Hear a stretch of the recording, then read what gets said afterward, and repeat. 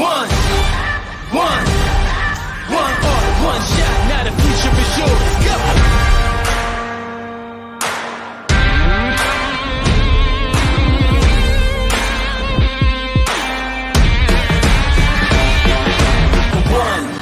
One shot for the kill, the breeze come freeze up, straight drop in the chill. We're talking taking over pieces and shares of all break sky high. Check the movement is here, yeah. It's one heart, one shot, now the future is yours. Go!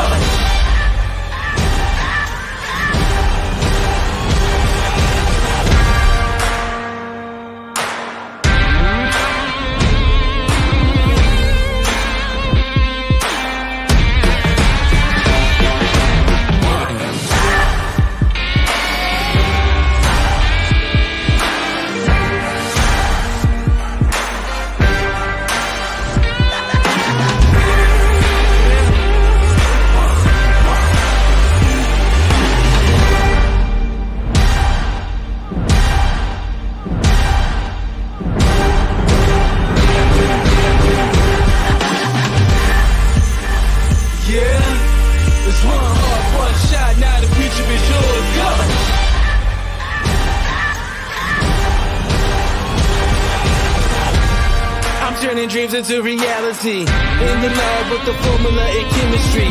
New memories spark and motivate and make the industry shake. We put the balls in the brakes. I'm talking one chance at best, yes. Painting pictures for the culture, keep the brushes fresh. Flip the cover with the drummer, passion never rests. Freedom is a teacher under pressure, now we blessed. See, I was so close for the go. There's one art, one shot, now the future is yours. Go! Yeah. It's one art, one shot, now the future is yours. Go! Haha, what's going on, everybody? We are going to jump right into this tonight. There's a ton of hot rumors from Sony and many other gear review rumors we're going to get to in today. But let's go ahead and bring in Mr. Kyle Watts. What's up, man? What's going on, man? Have you been keeping up with those rumors? Man, they're everywhere. All day, yep. It's been crazy. Best part is rumors will be no longer tomorrow, so that's the best part. Well, you know, I think it's still gonna be a crazy Year-tober month. Oh, but, for sure. But I think the most anticipated ones have already been. Well, I shouldn't. There's a few more, but we had a lot. This is a big week. We got those aperture lights. We got the Dji D4, and tomorrow we get the Sony A7iv. I mean, unless Sony decides to just pull a fast one and put out like a RX100 Mark whatever. I don't think. No, There's no way. It would be funny though. I mean, look at this bad boy. This is the Sony A7iv. Nice close up. You can see the dials change a little bit from that angle, but you can really see it in this angle right here, where the biggest change is that compensation dial. Now it's going to be what you can use it for whatever your heart's desires. And then you also can see slightly over there that you have the little movie modes underneath the other dial. So that's pretty neat stuff right there. What do you think about that? Let's just go while we're talking about this. Yep. So the one thing that I've had a complaint on this camera since we've owned it is I hate this button that you have to push down to turn the dial, which is now apparently gone. And I hate that this is a wasted dial if you don't use auto everything, because the exposure dial really doesn't do anything unless you're in auto mode. And apparently now they're going to make it customizable so that you can change it to ISO or aperture or shutter speed or whatever you probably want to, it looks like. So that's going to be a cool thing for me, and that just getting rid of that top button to change the dial mode is awesome. Until you actually get to check and turn that the video, photo, S&Q dial, I'm not gonna really. It'll be cool. I think honestly, if you look in this picture here, on the bottom here, there's going to be a finger dial though, not a thumb, because you're gonna have to do it from the top side of the camera. You're gonna put it in. White line is. Yeah, well, no, the white line I think is the mark, but I think the actual switch is on the other side of the camera, kind of like down by the toggle. Interesting. So either A, you're gonna hate it because you're gonna bump your buttons all the time. Like you could easily bump the S and Q, or sorry, the C2 button or like your power button. But it looks like what you're gonna want to do in this camera now is just put it in, let's say manual or shutter or aperture priority, and then change between camera, video, and S and Q. Kind of like what they've been doing with like the new ZV-E10 has that same camera, video, S and Q thing. I think that might be something we see Sony kind of go forward with maybe. I do like that the buttons or the dials raised a little bit more, because where the button sits now, it's always like a little bit even with the aperture dial or whatever you have as your back dial. So sometimes it gets hard to turn that anyways. Right. So I'm glad they got rid of the button. I'm glad they actually kind of raised that a little bit until I actually feel that finger switch for the S&Q and video and photo. I won't really put an opinion on that. I think they probably could have put a thumb one instead, and it would have maybe been better, but we'll see. And here we got the new menu system, of course. Everybody knew it was going to happen, but yeah, like right now, if I'm holding this A7 III, if you're trying to switch it right here, I can see the problem that we might run into is that you're either going to hit your shutter or you're going to hit your C2 button, especially if you have clumsy fingers or if like you have a heavy lens like this. Right. Trying to turn that thing, you're going to, I mean, if you turn your shutter on and you're turning the modes anyways, that probably won't matter, but I can just see other dials being bumped, and maybe that's not an issue anyway. I think you can see it slightly in this photo right here.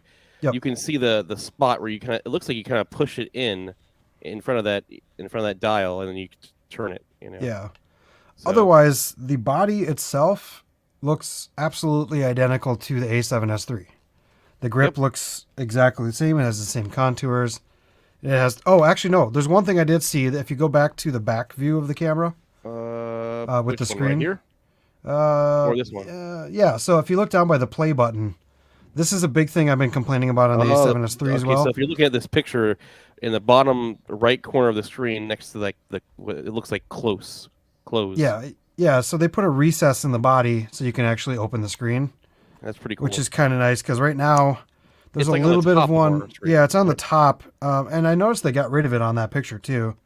Yeah, there's on the top part. You don't so see it. The top left, the top right corner, it's not there. Yeah, so I think the screen's going to sit pretty flush, and then you're going to have that nice little recess, and that's something I think, if I remember right, they changed on the FX3 as well, where you can actually open that screen. Because that's the one thing that's bugged me the whole time is that you always have to kind of grab it like this and pull it open.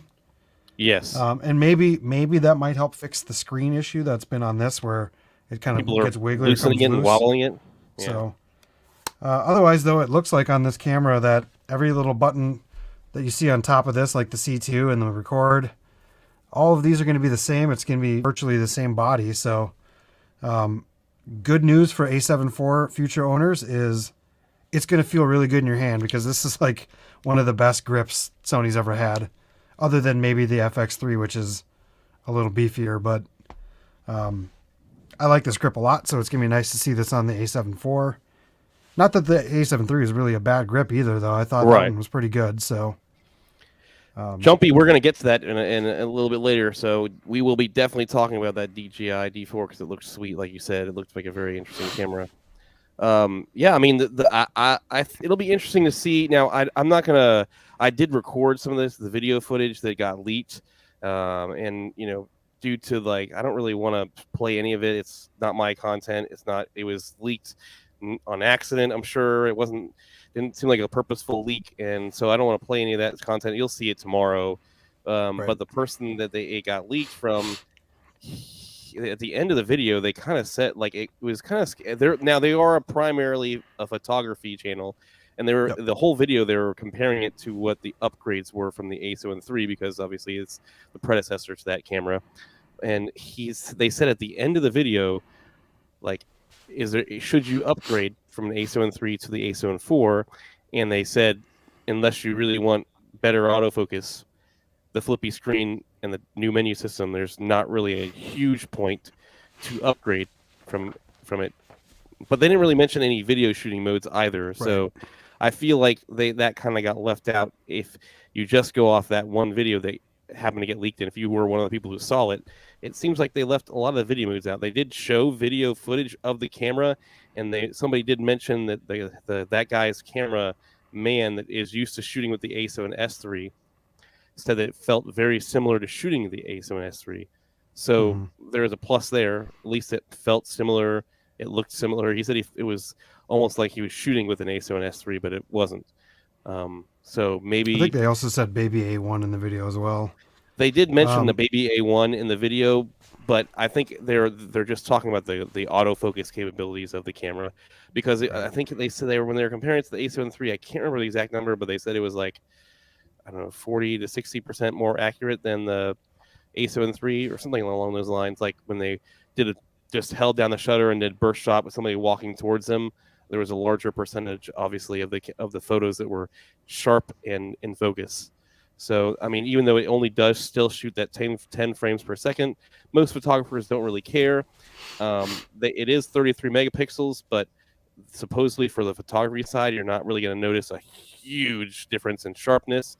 I think mostly what you're going to find is it's all going to be in the video features. And sure, obviously you might be able to crop a little bit more with that 33 megapixel sensor, but they said it's not going to make it a big difference. Right. The other interesting thing that the video showed was that the dual card slots, we thought it would be like just like the A7S III, where both of them are both SD and CF Express Type A.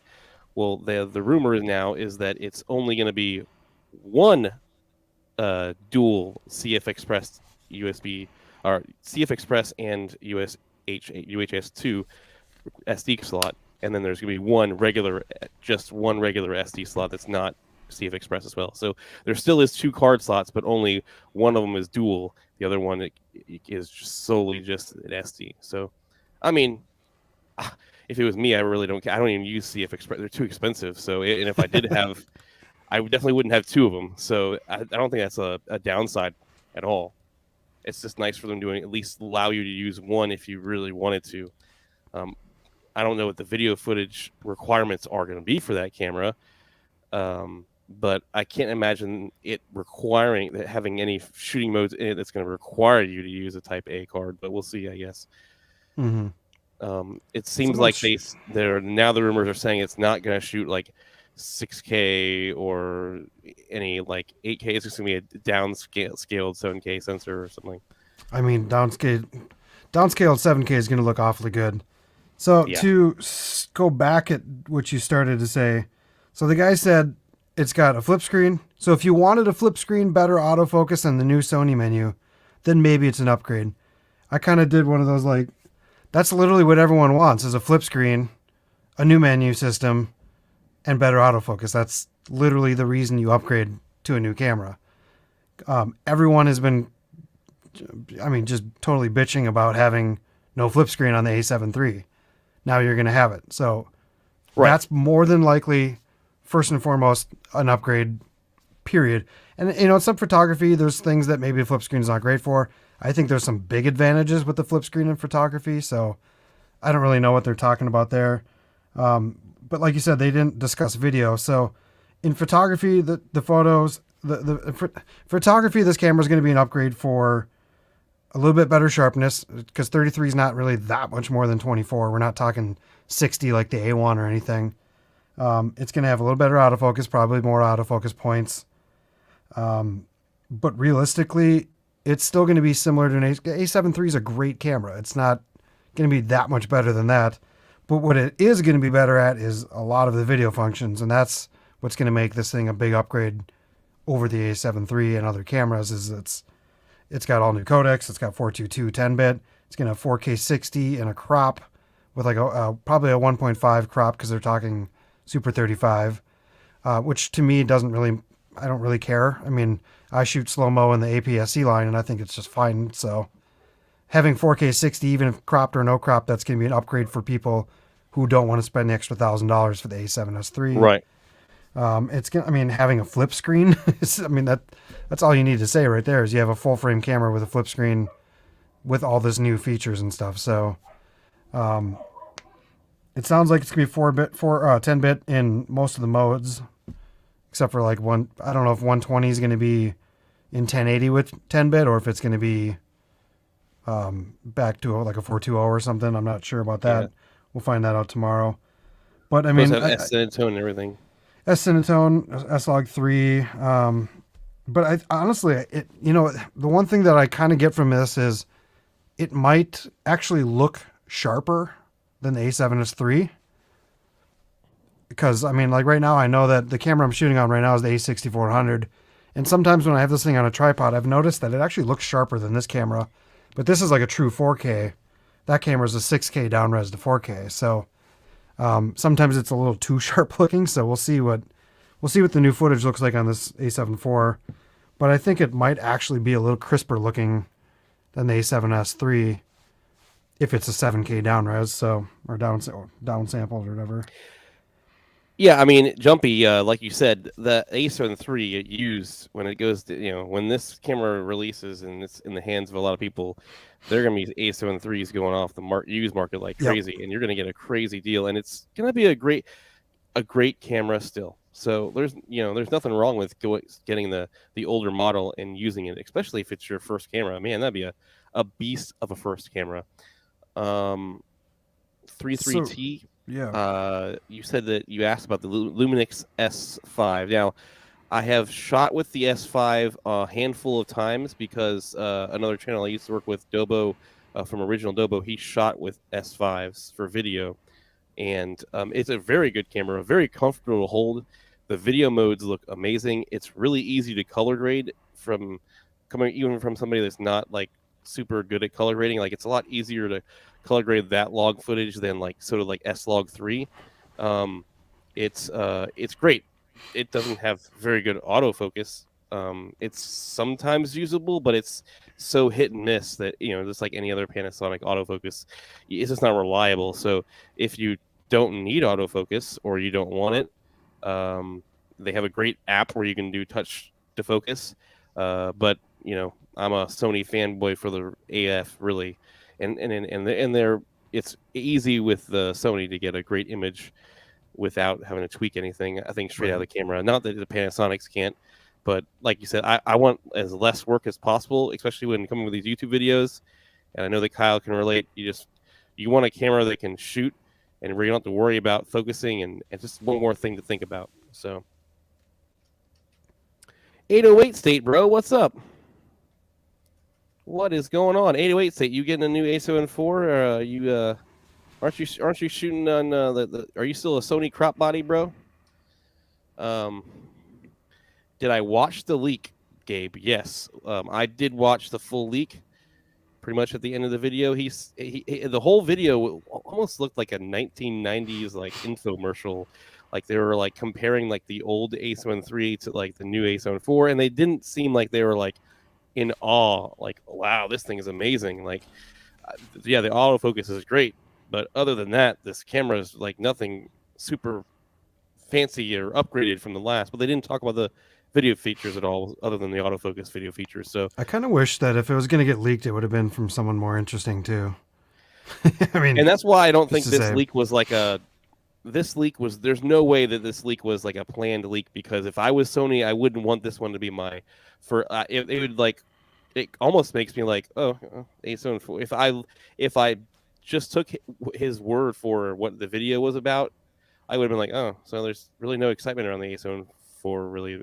Just better autofocus and minor tweaks, and it's $600 more than the A7 III was when it originally came out, because they also did confirm that they know that the price is going to be not $24.99 but $25.99, so 2,600 big ones. That's pretty steep. What do you think about that? I think Sony just did a big mistake. Personally, I think they should have gone lower. Seeing all the specs in the camera, I still think it's too cheap, but knowing what the camera is and what it is to Sony, they went from being a cheaper brand than Canon in its own comparison by about a couple $100. Now it's a couple $100 more than the Canon R5. So I don't know.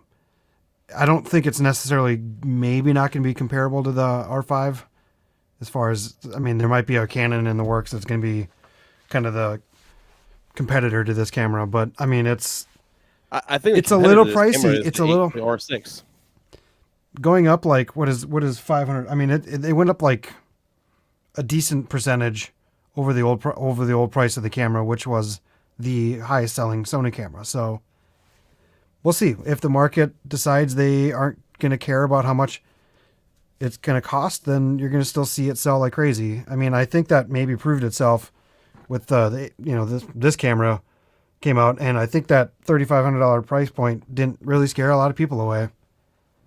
I think they saw that and they said, well, it is what it is. 808 State said he got the A7 III for a killer deal.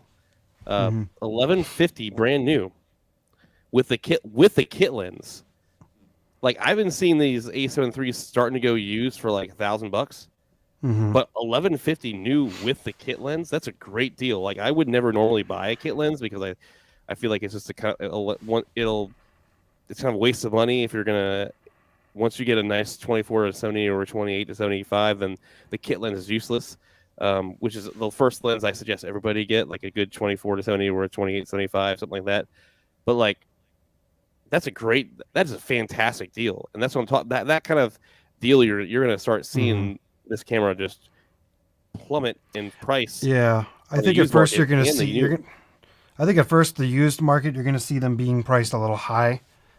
Now, especially since people have to come up with $2,600 instead of 24 or $2,000. They're going to try to get all they can out of the camera. And I've always done that. Like, never buy right away on the used market when something new comes out, because people are trying to get like top dollar for their stuff. Give it like a couple weeks where people start getting desperate and they're like, I got to pre-order this thing and screw it. Let's just sell this camera for $1,200 or whatever. And so it's going to get cheap. It just might not get cheap tomorrow. It might get cheap in 3 weeks. Yeah. Unless you find a great deal. I mean, if you see something great, that's fine. And sometimes you just like I've seen those random sales where you just have someone random who's not really following this stuff, that they have this camera and now they don't want it anymore. And maybe it's worth $1,000, and they put it on, up for use sale. And so, I mean, you never know. You can find some good deals out there, but he said he got for $1,150. That's crazy. That's a good deal. That's for sure a good deal. But yeah, I mean, so let's go over some of the more of these specs. Do we miss anything? We got the price. I got the whole list that I have here. I can go over it. 33 megapixel sensor. It's gonna have a new processor, which I believe is the same one as the A7S III. 15 stops to dynamic range, so it's gonna be similar to this. 10 frames per second in continuous. JPEG. There's a funny story coming out about JPEG soon. Let's see. Animal focus, eye focus. Does it say autofocus in movies for animal? And it does. And it also has it for bird. They actually added it for birds too. I really hope, if that's true, I really hope they make an update for the A7S III soon. And I think they should. Because if they can develop that in software, people are going to be really upset about that. I mean, because let's face it, like the A7S III is supposed to be still a better camera, so they better put that in there at some point. It's going to be the same EVF, 3.69 million dot EVF. Doesn't say anything about the screen, so I'm guessing it'll be the same crap screen. 4K 30 video, 10-bit 422, 4K 60 in crop mode, Super 35. Oversampled from 4.8K. So it won't be the 7K down res. It's a different thing. Let's see, 4K streaming. So it'll be 4K streaming in 60, it says. I wonder if it'll be in 30 as well. Cinetone, HLG. So it's going to have XAVC S and SI. I don't see HS. It's going to have the same sensor stabilization as the A7S III. So it's going to have standard and active. That's the 5-point stops of IBIS. Let's see. Same body design. It's going to have fully articulating screen, improved touch. So it's going to have touch screen. That's the one question I was going to have, if they were going to put the touch screen functions in there, and it does look like they will. It's going to have 2 USB. So, in the leaked video, he showed how that was one of the big features they also showed. Is that they said it feels more like a a Canon camera now because of the touchscreen. So Right. So yeah, 2 SD cards, and one of the slots will also accommodate a CF Express card. New Sony menu, which is great. It's not like a world-changing thing for people. Like, I got so used to the old menu that it didn't bother me. And then when I went to this new camera, I was kind of like, I got to relearn this again. And honestly, now I feel like I'm in the middle where I'm learning the new one. I'm forgetting the old one, and so it's like I'm trying to jump. It's a little bit of both. two. Yeah, it's not that much different. It's easier to get to each thing, and I like that you can keep scrolling through, and you can touch screen, which I never seem to do anyway. So it's kind of nice that you have the touch screen functions, but I don't use it other than tap focus pretty much. It's going to be $25.99.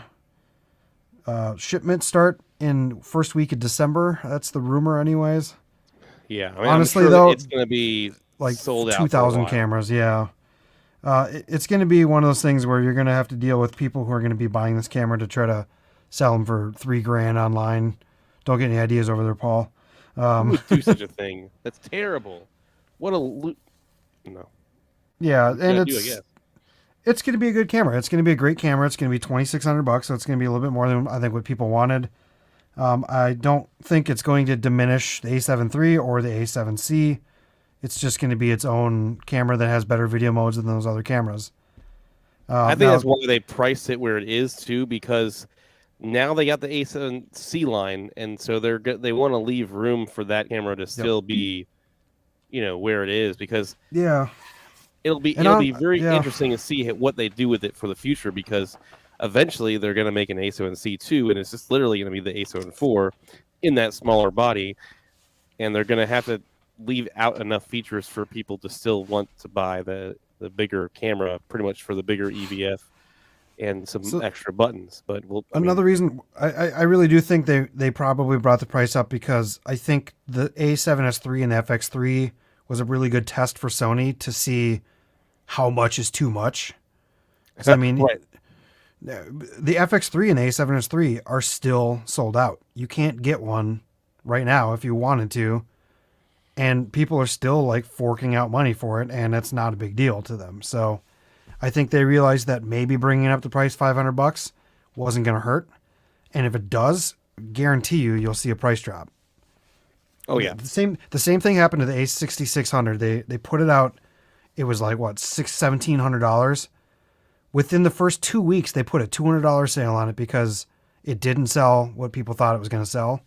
They made a really expensive A7S III priced crop sensor camera, and they immediately backtracked and put that on sale for like a good month, and then it's been on and off ever since. So they'll find a way. If it doesn't sell, it'll sell right as soon as it's available, and it's they'll put some price sales on, or price tag discounts on it. Sell. So there's a lot of people where they didn't want to spend more than $3,000 for a camera.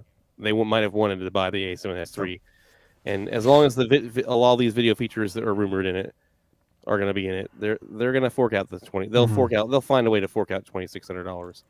And that to be said too, and you're not going to see any price breaks on this, but you will see some A7S IIIs and FX3s go on sale pretty soon too, used, because there's going to be people who wanted this camera, who own this camera now, who are going to look at the specs on this other one and say, I could deal with a crop in 4K 60. I don't really shoot 120 4K. It's going to be maybe a better picture camera as well. Not as good at a low light. It won't be as good as in low light as the other ones, unless they did some crazy upgrade to the ISO and making it look better. But you're going to see this camera go used, and I think that's going to be another reason why the camera will sell out, is because people are going to sell this, spend that extra $1,000 on a lens, and then have a setup that's still going to work for them. So that'll be interesting. Brad Fogel said, do you think that the shutter from the A7S III will be in it, or do you think the old shutter will be in it from the A7 III? I think the shutter from the A7 or the A1 might be in there. Like they're going to put whatever new upgrade they have on that. They're not going to recycle. I don't think they're going to recycle anything on this camera. Let's hope so, because that old shutter supposedly I never had any problems with my A7 III, but then again, I kind of babied it, mainly shot a lot of video on it. I mean, when I sold it, the guy I sold it to was like, wow, your shutter count is really low. I'm like, that's because I pretty much use the camera for video most of the time. And And if you bring up that picture with the front of the camera with the lens off and the flip screen open. I don't think I had that picture actually. I only had this one. Okay, well, I let me. I have it on mine somewhere here I too. didn't I save can, it for some reason. I saved a lot of photos today, and then I got to work, and I didn't save that one because I didn't want to put the branding from the guy's channel, but that's all right. Whatever, he can put that up there because he leaked it. So if you notice in the video in the shot here, I don't know if you don't have it on. That's mine. Wait, my computer's like freaking out right now. What are you doing? Is it not sharing my? Hold on. Let me try that again. I gotta get back to the streaming window. My computer seems to have just frozen. I was trying to save the image from the website. Shoot. Mine went away for some reason. All right, there we go. So I was able to unlock. Okay, so we're gonna show it right here. Go ahead, share your screen. Okay. There we go. I don't know if that came up here. So if you see this, the one thing that I'm a little bitter about that I was hoping they were going to change is that clearly this camera's turned on and the screen's on, unless it's some sort of Photoshop, but I doubt it. The menu screen's on and the camera's lens is off. I was really hoping that they were going to have something that closed in front of the shutter when the lens was off if the camera was on. It's something that a lot of photographers and people have been asking Sony to do. And they didn't do it kind of like a shutter curtain that will protect the the sensor when it's turned on and the lens is open. So that's the one thing I wish they would have done personally. Yeah. So it is what it is. We'll see. And I think we got some more questions in the stream. Let's see here. Any good unlocked features with a Ninja 5? We don't really know. Yeah. We'll find out. We'll have to see. I mean, I don't think there's going to be anything crazy that the Ninja 5 can unlock. I don't like RAW. I don't think they're going to do any of that kind of thing. Some of the videos. I mean, I think though. I mean, it's gonna. It looks like it's based off the doors. It's probably gonna have a full size HDMI. So I wouldn't doubt if they did some kind of RAW footage output. But I mean, I don't know. That's a good question. We'll definitely find out more tomorrow from someone who's more video centric. Because 100% you're going to see like a Gerald Undone video on this camera. Oh, for sure. There'll be way too many videos coming out tomorrow. I know. I can just see the Twitter feeds from people, and I can tell they're going to have a video on. I mean, City DeYoung and said, "I'm going to post 2 videos tomorrow." I'm like, okay, well, one of them's going to be A7S4 or A7IV. This is an interesting question: is the 20 to 70 Sigma Art mount still a dust magnet? Thoughts on the Tamron 2nd edition? So I haven't got to use the 2nd edition Tamron. From what I understand, the body is a little more sleek, like a little bit more, I don't know, the new body feel they're going for. So I don't know, take it that for a grain of salt. It's like this very similar size. The autofocus on it is supposed to be even better, which I didn't think it was that bad, especially when Kyle and I compared it to the 24 to 70 Sigma. I mean, it was the Sigma. If you had, I mean, we were having a hard time figuring out which one was faster. Let's put it that way. And I think you meant the Sigma 28 to 70 Sigma Art lens, because I don't know if that 28 to 70 Sigma lens had any dust issues. I know that people were complaining about the 24 to 70 now. Kyle, you've had your 24 to 70 for how long? Yep. So I tend to keep ND filters on my camera almost all the time, but also because I shoot outdoors a lot of times.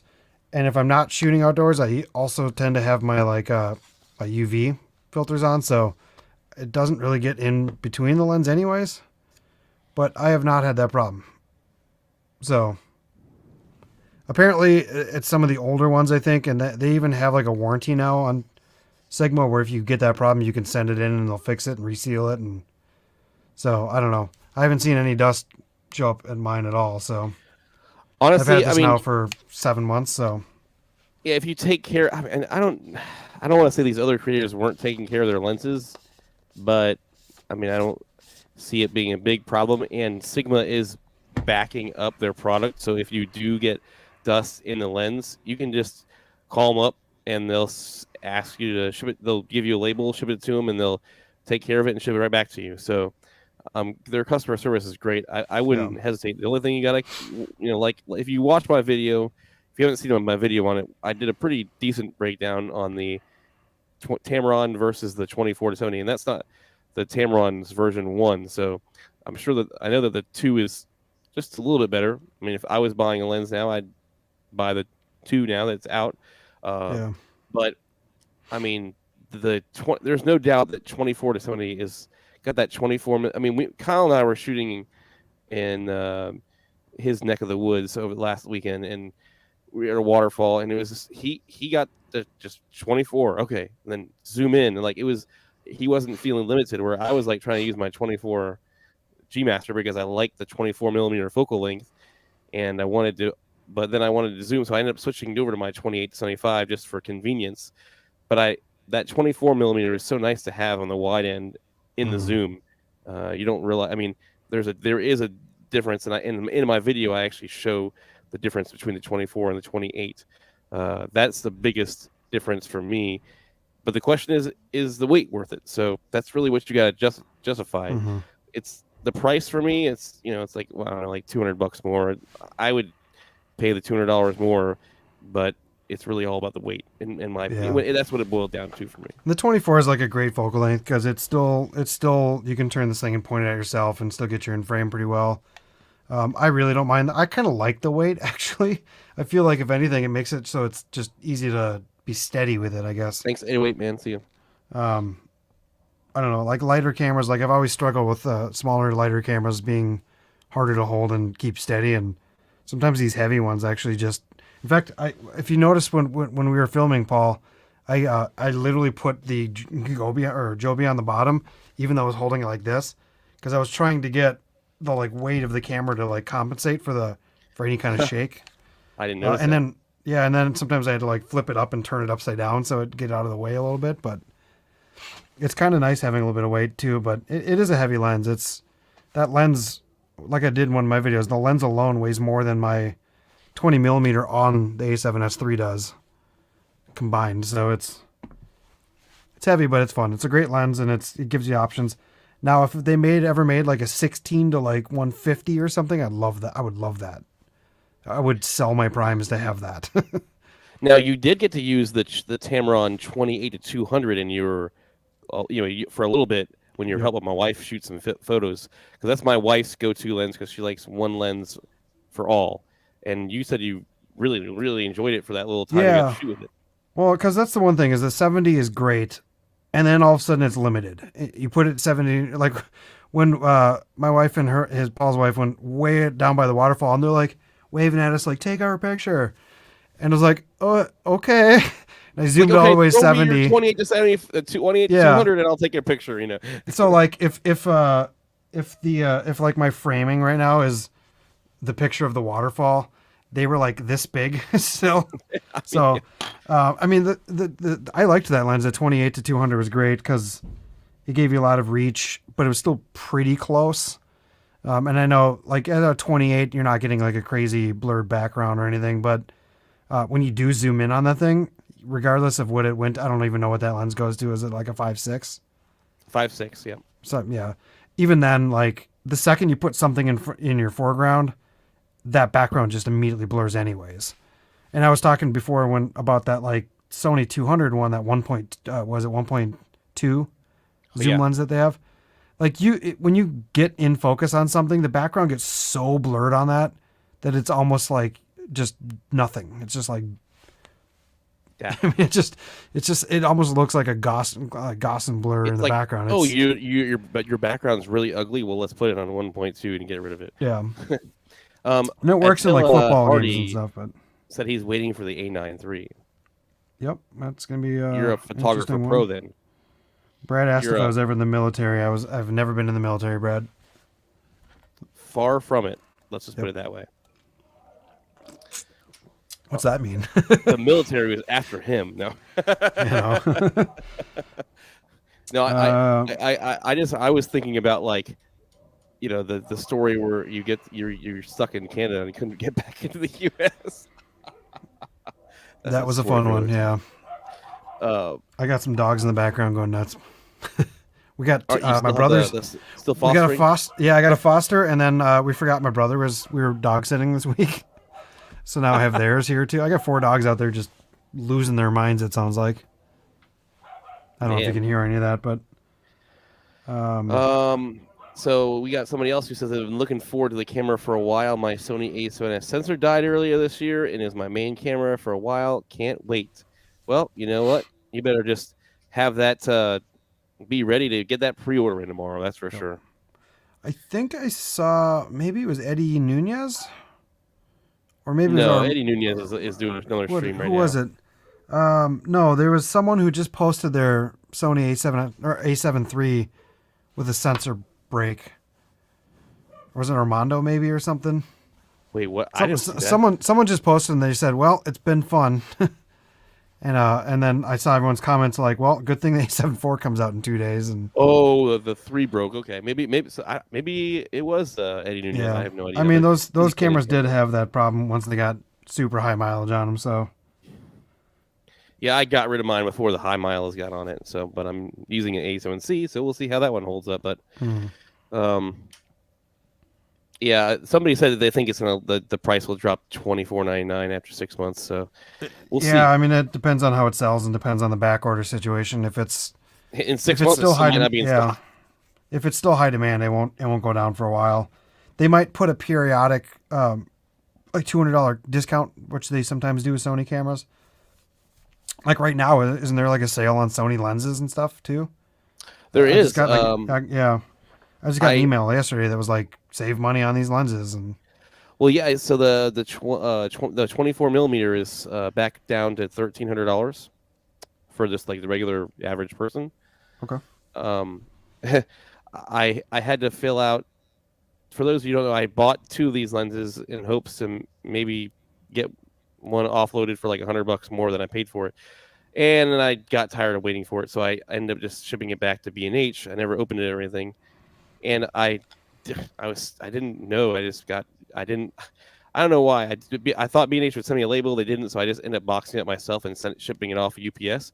Well, UPS lost my box, and it's been like 4 weeks since it's shipped, and they couldn't find it, so they just sent me an email this week saying, all right, they give us all the information on the cost of the lens and everything that was in the package, and we're going to have to get it to our claims department, and they're going to have to refund you for it because we lost it.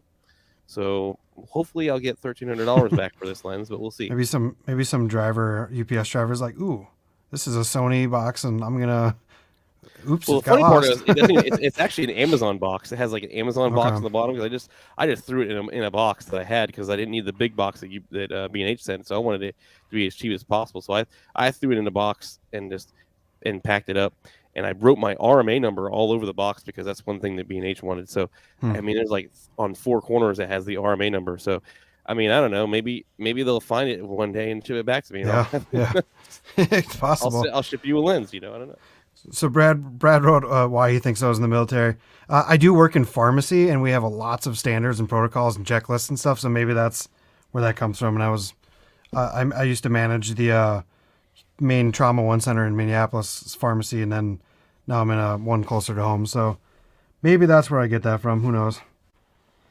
So yeah. Also, speaking of things that get Sony got fined. I'll just touch on this real quick. Yeah. So Sony decided to announce and release date the ZV-E10 on I don't know exactly the story, but on a day that they shouldn't have. It was pretty much a Chinese Memorial Day, like one of the wars that they had a memorial for their people. Yeah, someone said before it was kind of like someone putting out a product on like 9/11. But I'm not in it, so I don't quite understand, I guess, the severity of it, but apparently they got fined for doing so, I guess, anyways. And right, so so pretty much what China is going to fine them, 17.7 million yen. That sounds like a lot. It doesn't. From the movie Slam and Salmon, I noticed that yen is not what you think it is, I guess. But I don't know. That's crazy. I mean, I don't know. Imagine getting fined just because you were, I don't know, somebody, I don't know. that person probably got fired. Possibly, yeah. Who knows? But anyway, that was the one little Sony gets fined. Poor Sony. Just go and sell, make it up. I mean, that's why they're save it. It's like It's like $150,000 fine, so it's not a big fine. Sony's it's like change for Sony. Whatever, yeah. Sell a few more PlayStations. So the other thing I want to discuss, and I know Jumpy's in here still, DJI Ronin 4 or 4D just came out. Absolutely. I think it's the setup that no one saw coming. I think it might be the setup that no one might afford or have anytime soon. That's why I thought it was funny that all these creators were doing the video on it, because I mean, how many of their viewers can actually go out and spend $8,000 on and that's the base camera? That's the base model of it, and then the 8K is going to be no like 17. Yeah, and I get it. Like red cameras are expensive as well, and ARRI cams are. They're all cinema cameras. They're expensive. I just think it's weird that it's a company that has no experience in cinema cameras, like no background in video cameras other than on drones and like pocket cinema things. So it's interesting to just be like, this is immediately comparable to a Red or anything that's out there already. And so it's either they got a lot of people who really know what they're doing to get behind this thing and build it, or it's going to be one of those cameras you hear in 6 months being like, it's a great gimbal, but the camera kind of sucks. Or, it'd be nice if you could put you can put other lenses on it, but it all depends on if it takes the weight and stuff like that too. So. Right. I mean, they put LiDAR in there, and that's why the autofocusing system looks really Yep. It looks like a great camera. You see Potato Jet's video on it. He did a really good job of showing the E-mounts, like a little adapter ring. And it did. I mean, he made that thing look. I mean, all the creators' videos that I saw on it, the colors, the image looked fantastic. It was super stable. It's definitely a heavy camera, and I think. And going to your comments, the reason why DJI was able to do this is they're finally utilizing to a greater potential that Hasselblad purchase. They bought Hasselblad, so they have all those really good Hasselblad engineers over there. I'm sure that those guys were working on this, the Braytons. And I saw Peter Lindgren's video on it, like half of it today as I was before I had to practice. But he said, and he was jokingly, like, he took off the little gimbal part of the camera and said, "I'm not going to deny or confirm, but you might be seeing this in the air in the next month." Yeah. I mean, so clearly, the next Mavic 3 is going to have. There's going to be a version of it where you can detach the gimbal or something and snap it onto the Mavic. I'm thinking 3. maybe something like an Inspire, maybe even. They're going to definitely put that extension piece on a drone with that camera for sure. You'll probably see it on some kind of land roving device too, like a RC car or some kind of setup like that. But I mean, like, it's a sweet camera. Is it practical for anyone that's watching YouTube videos and stuff? Probably not. Will it end up in the industry? That depends on if the industry wants to let it in the industry. There's a lot of stuff where like any Netflix shows, if it's not, if they don't like the camera and they don't think it's approved for Netflix, it won't be in any productions. No. Yeah. Right now, I mean, there's 2 sets of cameras that are allowed in most streaming services like movies in their lineup, and that's just kind of how it is. So if it meets standards that like Netflix and stuff has, you might start seeing that camera float around more as a more compact, nice, stable flying camera. So we'll kind of see where it goes. Jumpy said that 7200 is less than he thought. Yes, for a cinema camera with all those features, probably less. But what you also have to remember is that's $7,200 for just that camera. That's the camera itself with the gimbal and everything. That's not with the additional like that nice wireless addition pack. Yeah. That's not with XLR inputs. That they're supposed to be making another addition for that, like that snaps onto the back. That's not with the SD card. That's not even including the little like the built-in, like their hard drives that you can slide in. There's a USB-C port on it. Where you can hook up external drives, but that's not, it doesn't include any of their their hard drives, DJIs that they make for the slide in the side to keep it really a little bit more compact. It's also not including the extra like DCI outputs or whatever for these higher end cameras usually have. So there's a lot of additions that you have to snap onto the back of this camera, and you're not going to get all of that with just buying that $7,200. And then that's just the 6K version. They're also going to have an 8K version that's going to be like, I don't know, $1,200, I think. Yeah. And that'll be interesting to see. So the one thing too, another question I just saw too is someone asked if the A7S4 is going to have an AA filter. Maybe. I mean, the 7K is definitely going to bring up a lot of issues with patterns and textiles. So I think it might have kind of. I mean, the A1 has it, I think, and I know the A7S3 is better with it, but it's not great. I don't know what that word is. I can't remember like a moire or something like that. What he's referring to, Paul, is, you know, like when you have textures on like hats and stuff and you move around, you get that weird.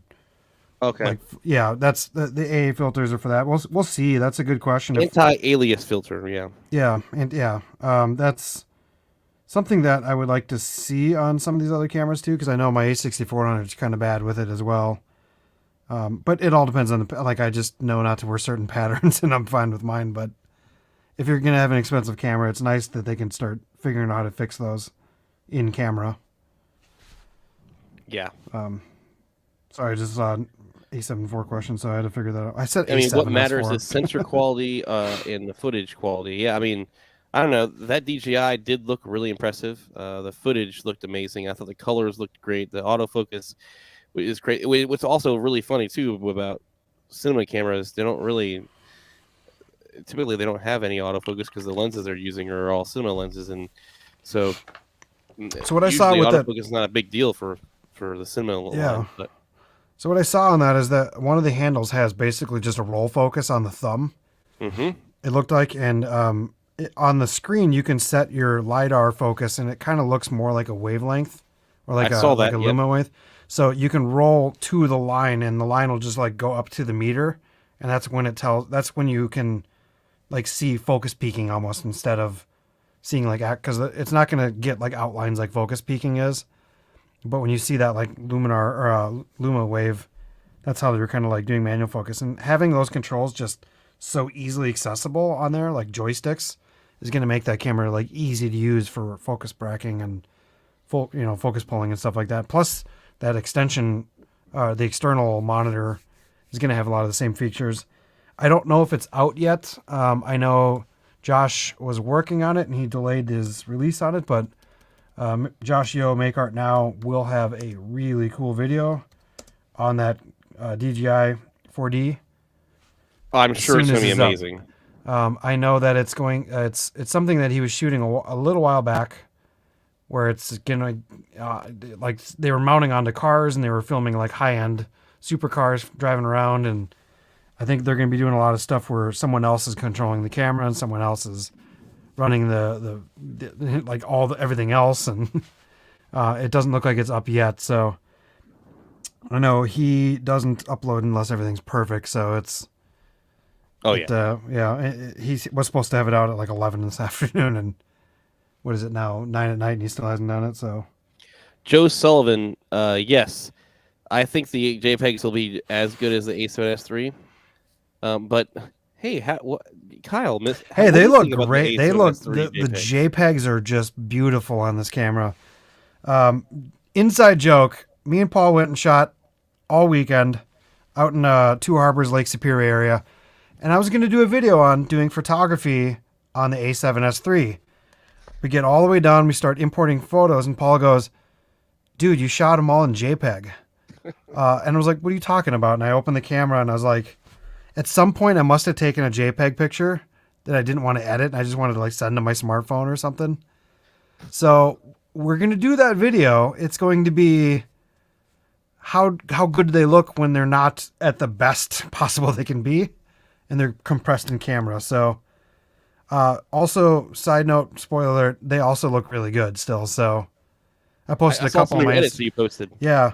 One of those is actually in camera edit. There's no grading on it at all. So the one with Andrea standing in the woods. Photo. We were like, wow, that looked that good right out of the camera. Yeah, that was one of those rare times where you got the right lighting. I switched my thing to, what was it, like, not even cloud. I switched it to like cloudy, and it was just getting dark. And it just happened to get, everything got really warm looking. And I was just like, oh, everything looks good right now. And it just started snapping pictures left and right. So if you're shooting JPEG, I mean, also if you're sharing on Instagram, you're only uploading 2 megabytes anyways. So, or megapixels or whatever it is. So everything seems to always look good anyways on Instagram. But I think the JPEGs still look good. Polk, so Chris Polk said, didn't you do this exact same thing with 1080p? Funny story, yeah. That's what happens when you, well, I had an excuse for that camera. I just got it. I was just using it. I tried it on a live stream. I immediately went the next morning late in a rush to go film and just didn't look to see. Like all my cameras are always set in a certain modes and I never change them. So it's having one change, yeah, it is. I have the A9 currently, and A9 with the latest updates will be awesome.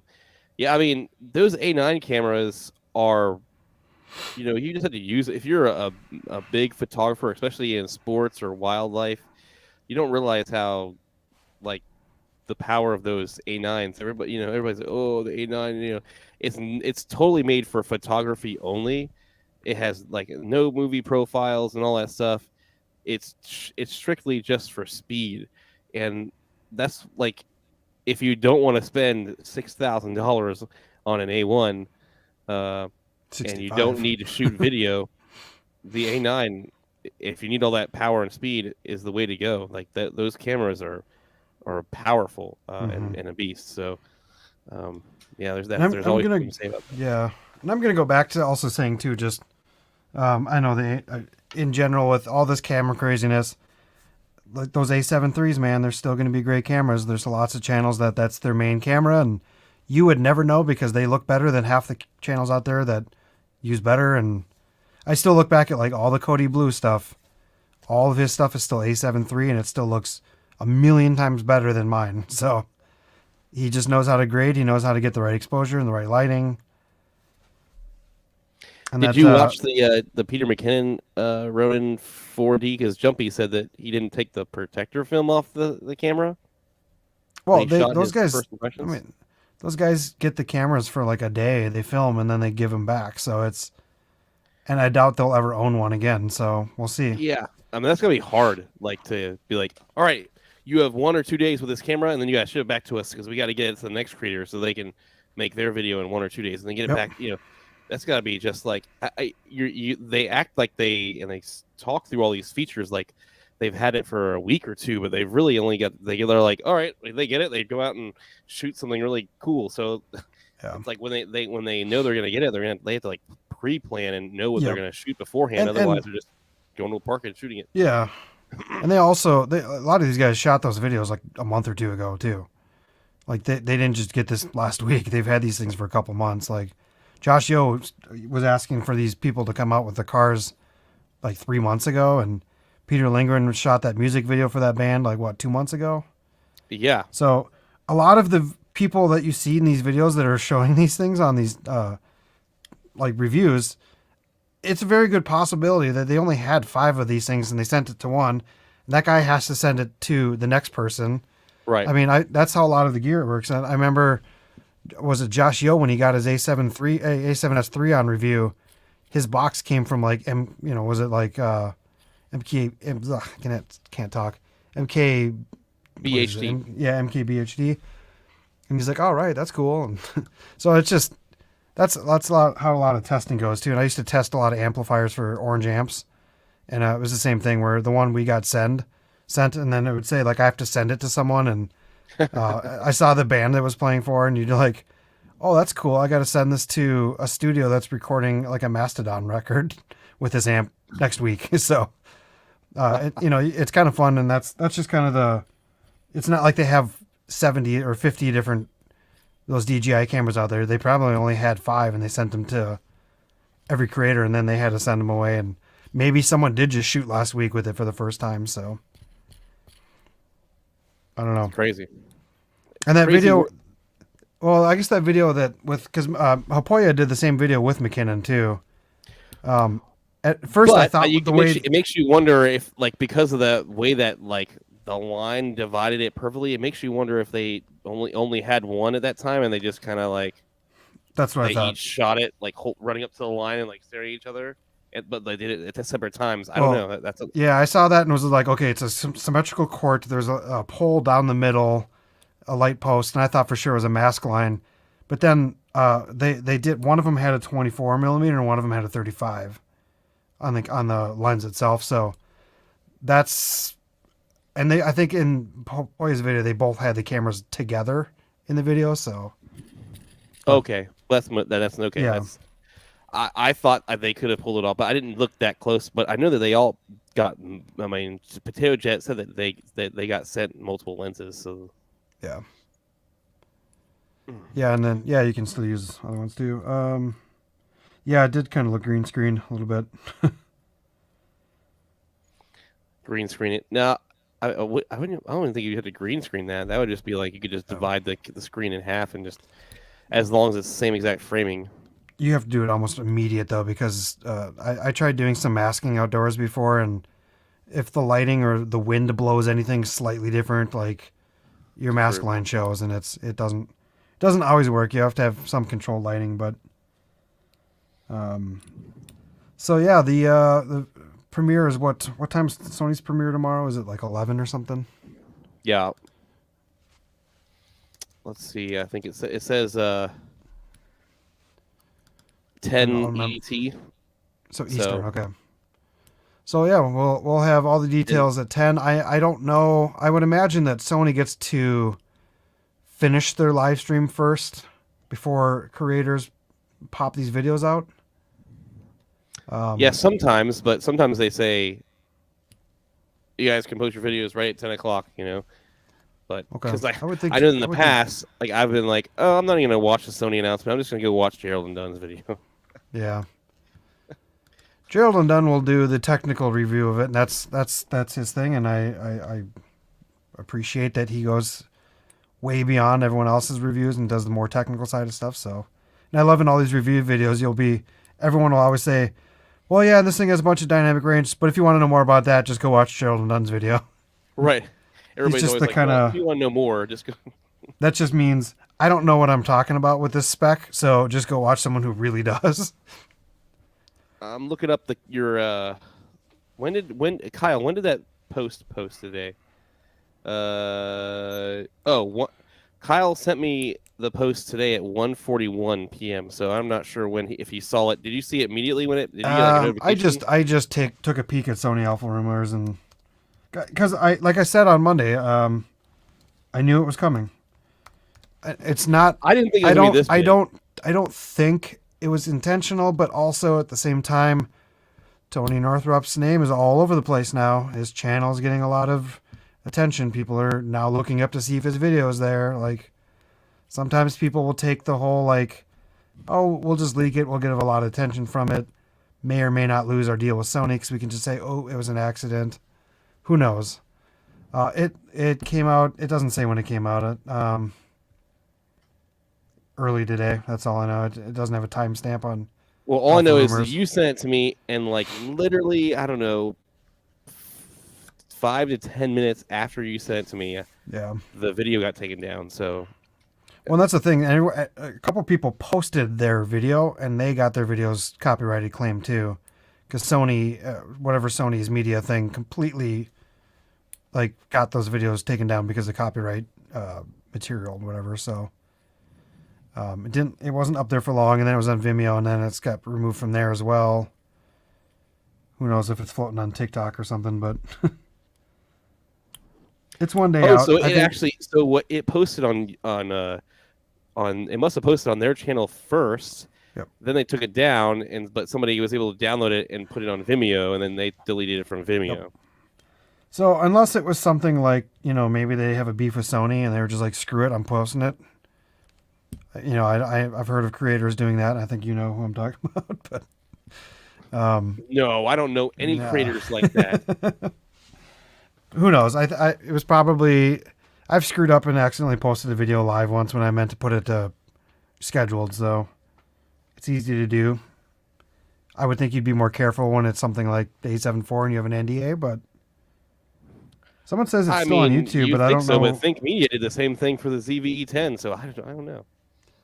Someone still says it's on YouTube, but I looked and all I saw was the person referencing the other person's video. Yeah, I mean, I don't see it on YouTube. It's not unless it's like a unlisted video or something. Because I checked his channel when you said it earlier in the stream, and I didn't see anything.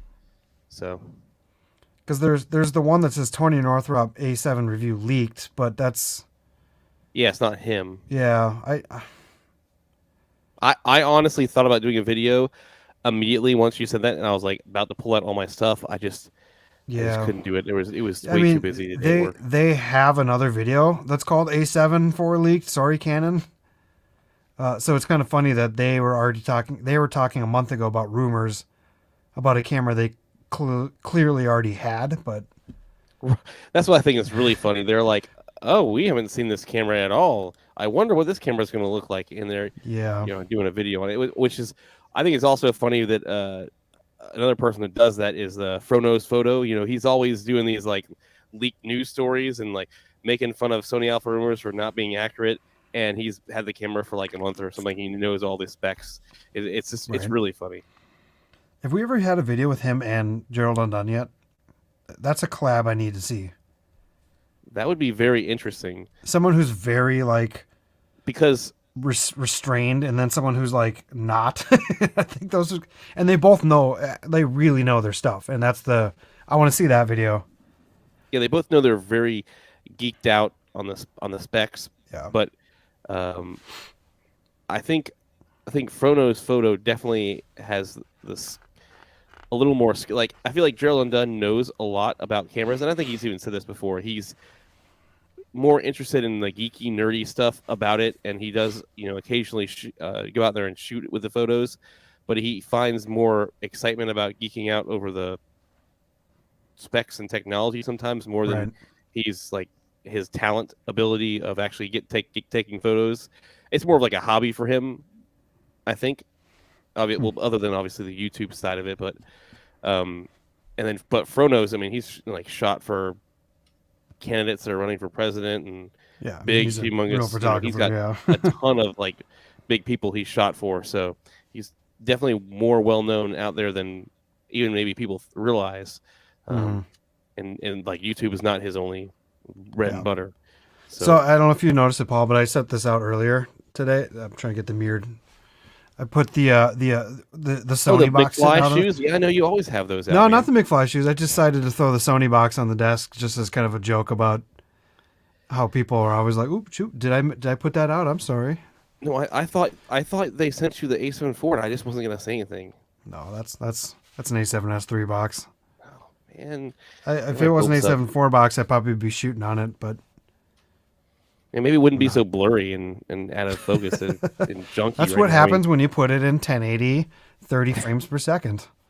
I hate shooting in not in 4K, but streaming, put stuff in 4K and it just. I'm shooting in 30 frames. I'm shooting in 4K or 1080p 30, and at like 15, I don't know, megabits per second. Yeah. Mine looks more crispy than yours. I feel like your home internet is like taking a poop right now. No, it's not that. You got the Paul. How's my home internet better than yours? So I don't understand. The A7C, I believe, retains face tracking with live streaming, right?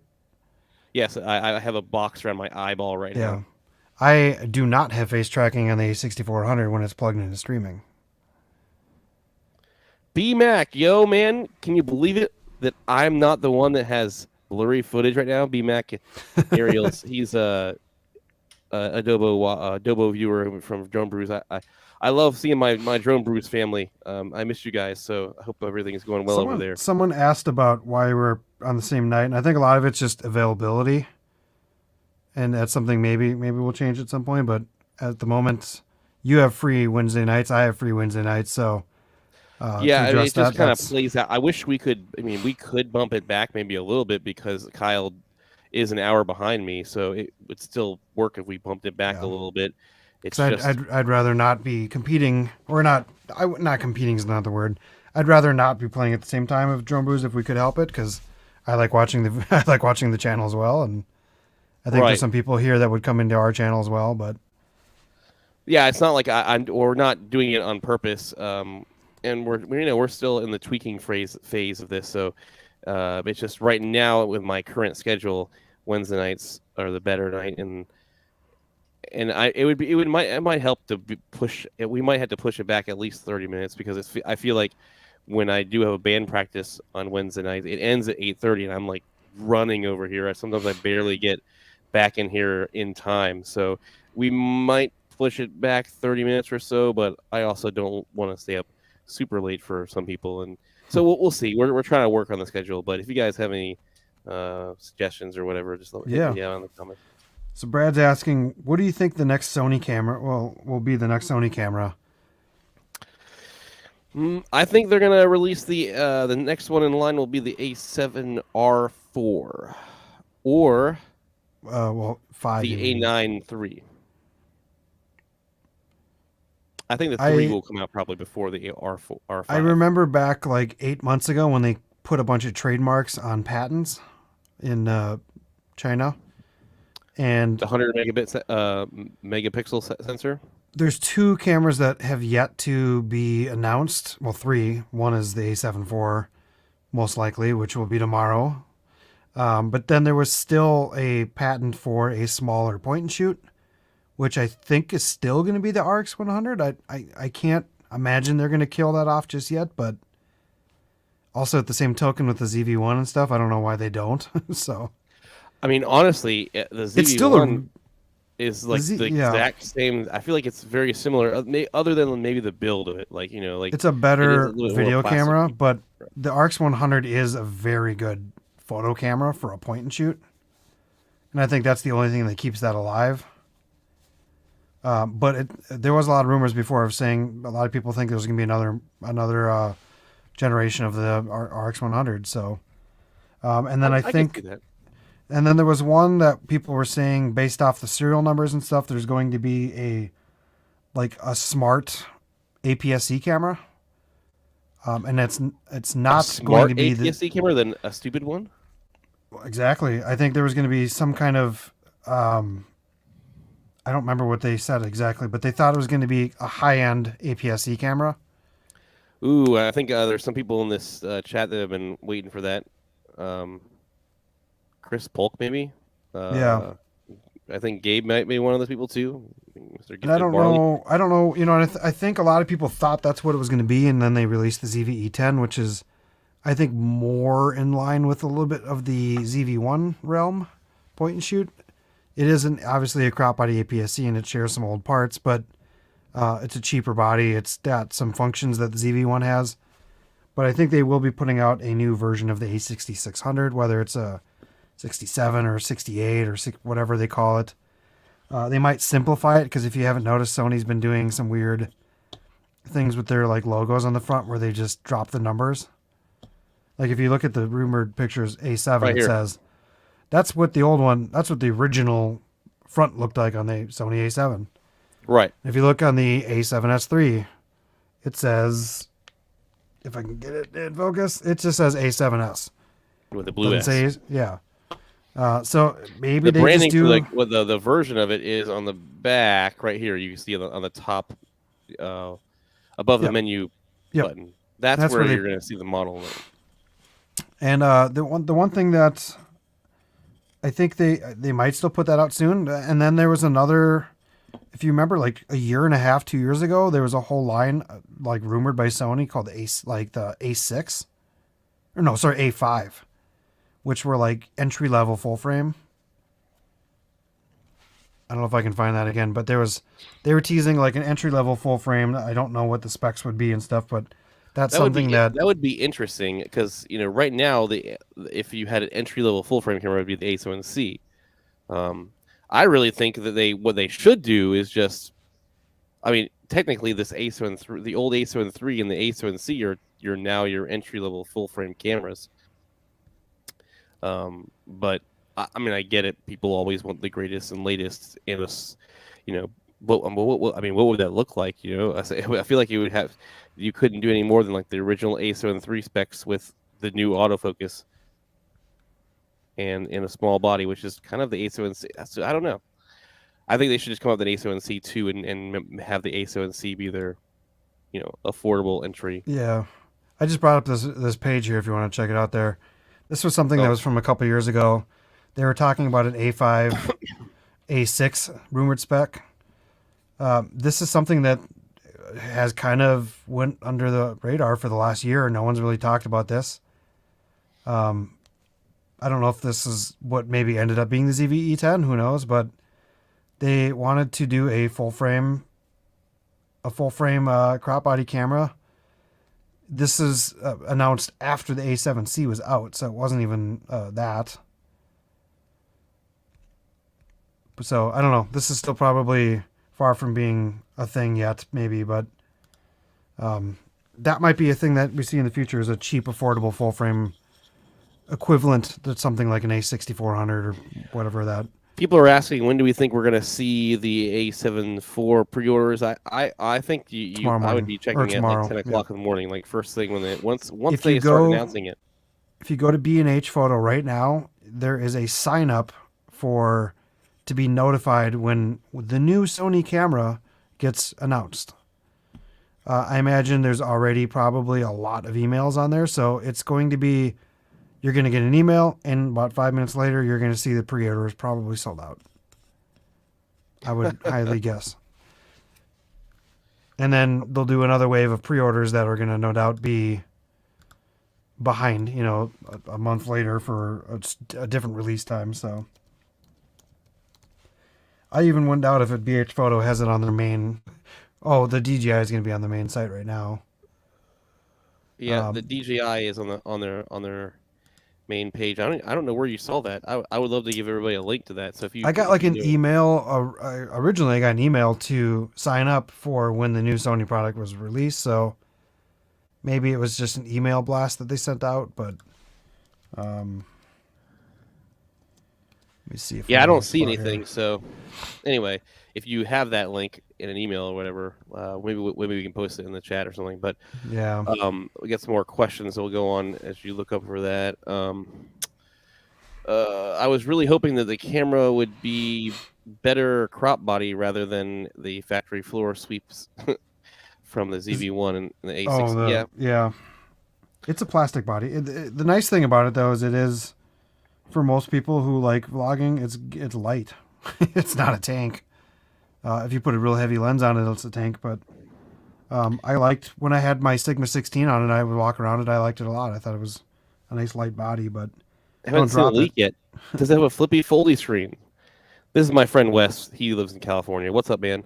Yes, it does. So I'll go ahead and show some of the photos. I don't have any actually of the flippy screen, but you can see it in this picture right here. How it has the little fold out. So it's it's the same exact as an A7 III. A7S3, but it has. We noticed it has that little notch next to the little the preview button, picture preview button, that little play button in the bottom, and then you got this. This is the kind of like the top. So you got the A7 IV. The interesting thing about this one, obviously, is the dial. If you look at the dial there, you have your your shooting modes on a little pull tab, which you can see better like right here in this picture.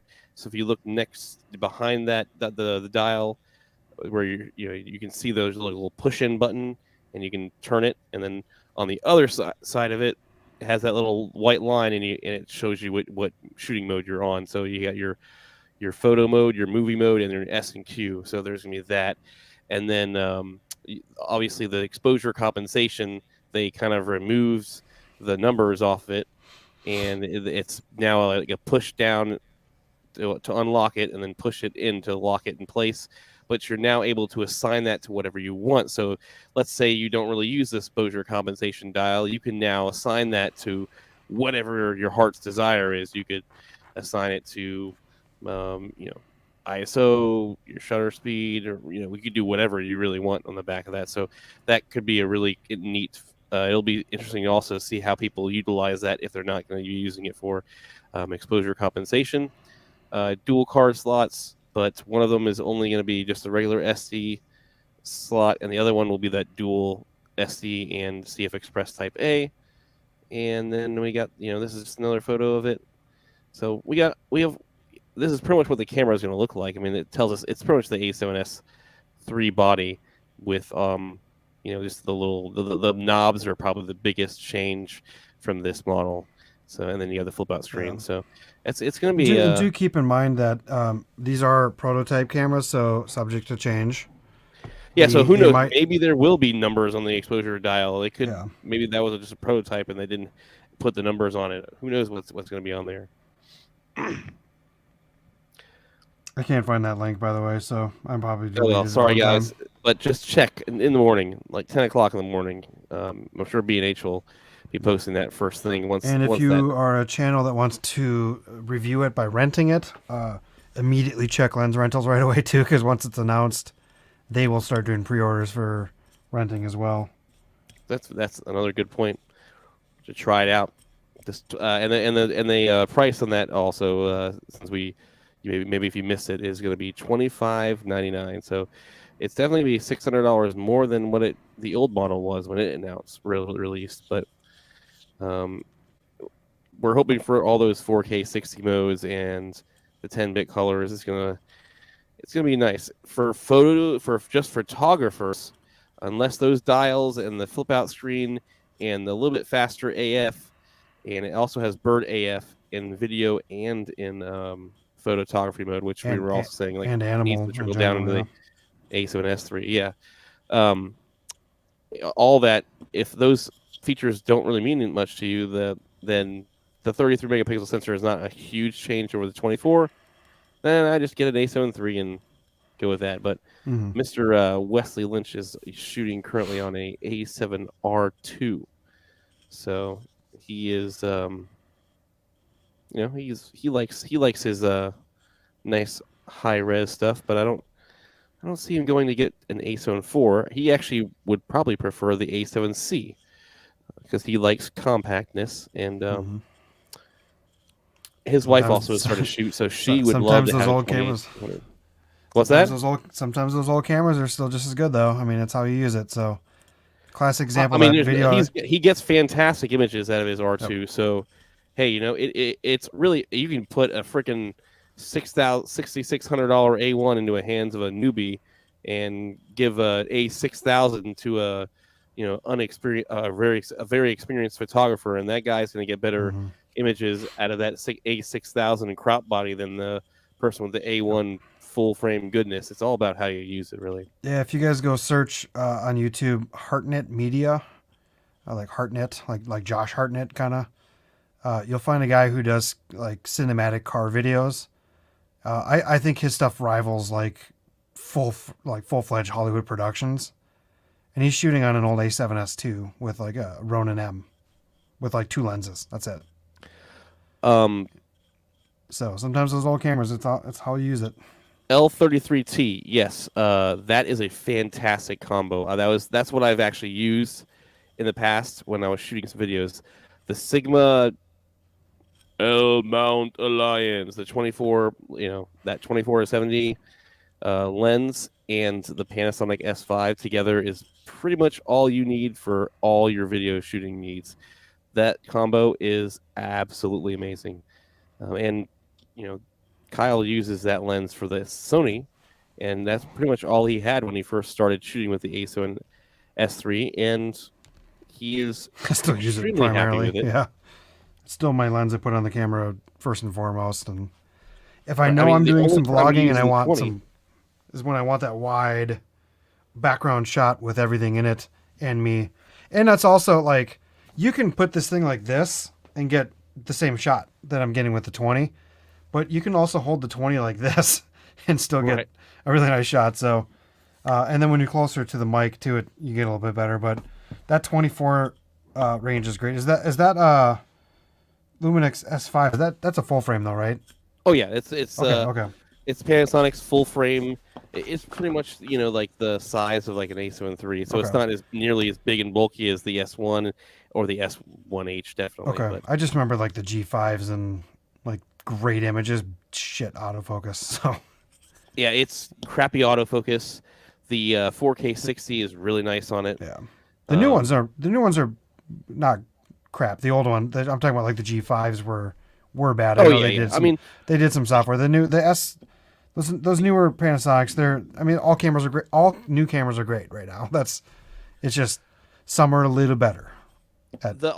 we say the autofocus is bad, but that's because Canon and Sony have just set the bar so darn high for autofocus. I mean, I have a freaking box around my eyeball right now that is like keeping me in focus no matter where I move. If I move all the way back here, I mean, literally the only way for me to do like a product shot of this like lens cap cover would be to cover up my eyeballs and then put it in front of the lens, and that's the only way that this is going to be in focus. Other than that, it's focusing on my eyeball every single time. So this, I mean, the Sony autofocus system is phenomenal. Now, there's times where you're shooting B-roll or something like that, and you just want I still have the AEL button on the back of my camera programmed to go to manual focus, because there are times when you want to get that focus perfect in manual mode and then get your shot, but then I'm right back to autofocus depending on what I'm shooting. So it's it really depends on how you shoot and what you shoot and what you can get away with. I mean, some people don't really need the autofocus. Some people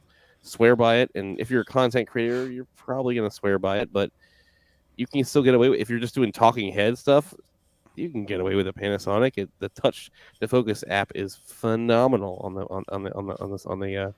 Panasonic. So I just noticed, Paul, that because I don't have face tracking in live mode on this camera, I get this almost is as good as the like product showcase. Well, that time I didn't do it. I'm not putting it from. I kind of like this. I almost don't need to put the autofocus on there. Although you said I'm kind of blurry, so.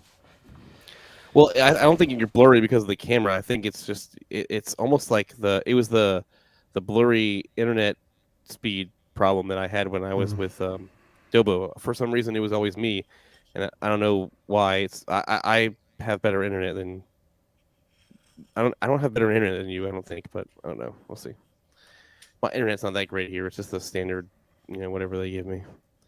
I'm too cheap for weddings and production and commercials. Yeah. So when you say weddings, that like immediately, like you can get away with shooting Panasonic at weddings, but I feel like, now I've never shot a wedding yet. In this year, I'm probably going to be a second shooter. I have a friend that wants me to be a second shooter for photography, and he also, I could be a video shooter, but he said, he mentioned to me that he needs help with photography. So I might be shooting some weddings on the side as a second shooter. But for those wedding videos, man, it's so fast paced. Sometimes it's just so nice to not have to think about one more thing on those crazy wedding days, and just know that when that autofocus turned on, it's going to go straight for the eye of the bride or the groom, and you don't have to worry about getting that shot. So I don't know. If you are planning on shooting weddings and commercials, you should check out Envu Films. Vu, you know what? I'll get the link and put you posted in here, because that guy is mad funny, and his videos, especially his wedding videos, are just phenomenal. I mean, man, and we're gonna get him on the stream sometime. I know I'm gonna get him, and then there's another guy, Say Park. Both have expressed interest in coming on the stream. We're in the middle of branding. I actually have some new artwork getting made right now, so we're hopefully gonna be getting some of that out. What do you think about that, Kyle? I think Caleb, by the way, who is it? Hoover? I don't actually know. Caleb Hoover is, if you want to know about Panasonic, Caleb Hoover is a fantastic Panasonic shooter that does a lot of regular content. So, and he's a really nice guy too. He's going to be on the show at some point as well, he said. Yeah, he definitely will be on the show.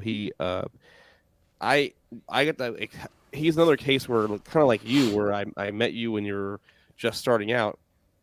I met Caleb Hoover right when he was around the same size as you, and I was like, dude, you're amazing. You know, I was encouraging him and just pushing him on, and it's like it was amazing to see him grow like and just fly by me like just super quick. But you know, that's because he's super talented and all that stuff. But it's a Midwest thing.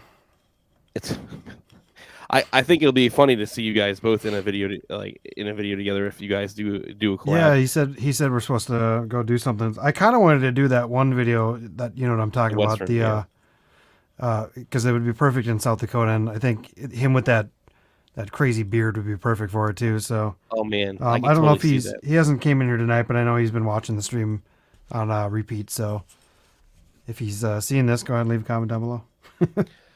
And you know what? I want to post a link to him because you should check him out for your Panasonic. If you're looking, and there's you gotta decide a ton of creators out there. Not a lot of creators out there. There's not a lot of creators out there that aren't doing Sony and Canon, so it's nice to see some that are. And then you do get Blackmagic. You get a few channels like that too. So. And honestly, I think that's one of the reasons why his channel blew up so fast because there was not very many Panasonic creators, and so when he started doing that content, I mean, it was like it just boom, exploded. And then like Jevon Dovey was a Panasonic guy for a long time. He didn't really ever focus on the Panasonic. I think he did a lot of stuff on like Canon M50, a lot of startup things and how to become new, you know, like a new channel and stuff. You know, he made his way doing how to YouTube basically, but. He was a Panasonic shooter with that GH5, was it, for a long time? He shot with GH5 for a long time. He got invited to camera camp.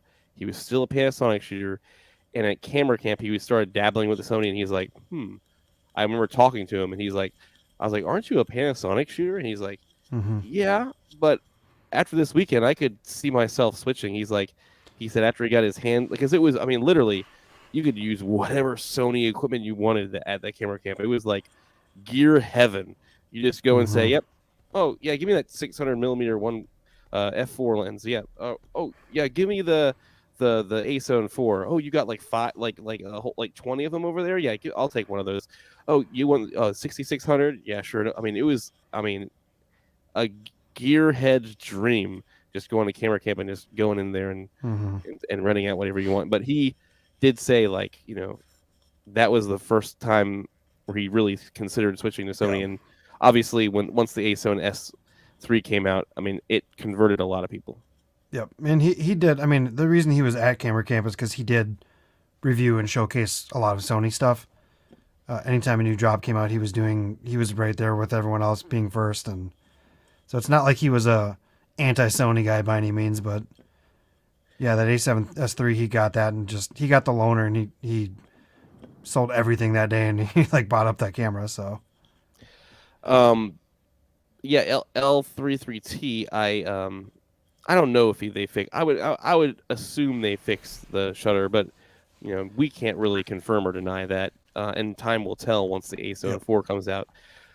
But I never had any issues with my shutter on my camera when I had the A7 III, and there have been people that have had no problems with their shutter, and I've known a lot of people who've had the camera for years and had no problems. So, I mean, I think it was clearly there was some sort of an issue, but it wasn't with everybody's camera. So, I would assume they fixed it, but you know, who knows? It's way too early to tell.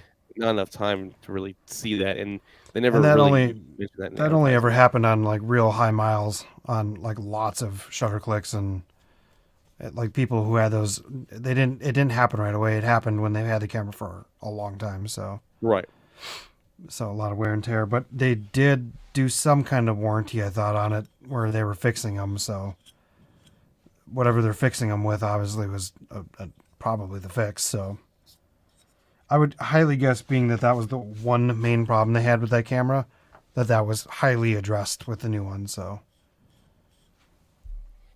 yeah, and I still think it'll probably be the same mechanisms they probably have in the A7S III or A1, and I think those are the same as well. So yeah, I mean, well, I don't know, maybe the shutter is a lot faster on the A1, so. But I guess that's the mechanical shutter, so that wouldn't even really be that shutter. Well, so I don't know. Yeah. You could be right. I mean, I don't know. Who knows how? I mean, I'm sure it's not cost effective for them to have wait like a ton of different parts. So, Brad Henderson, what's up, dude? How was your night tonight? Hope everything was great. What are you most excited about, Brad? What are you most excited about? There's a lot of gear coming out this month. Is there anything else that we missed tonight that we wanted to touch on about as far as gear? Aperture put out some new lights. Those if you guys are cool. if you guys are starting YouTube channels and you need studios, the Aperture line put out Tamron about a year ago with the Tamron. What is it called? 120 or 100D? It's the 1D, 100D. The 100D and 100X, depending on which one you're getting. If it's daylight or bicolor, they just put out the 60D and X, which is like a smaller casing, like a square box almost that still puts Bowen's mount on everything. They're 60-watt lights instead of the 100. They look cool. I don't know if they're plugged into the wall though, because they showcase them with batteries. But they do look like a very compact, small setup that you can put in a corner with like a Light Dome 2. They're a 1x1. Okay. Those look cool. I kind of want one They're like, for background. Yeah, but $350. I mean, imagine it's like you were... What? I'm not talking about the RGB one. I'm talking about the key light that they were putting out. I think they were called 60X or something, wasn't it? Oh, the 60X. It was $250. I thought it was like cheaper than the 100 because they were cheaper than the 100s.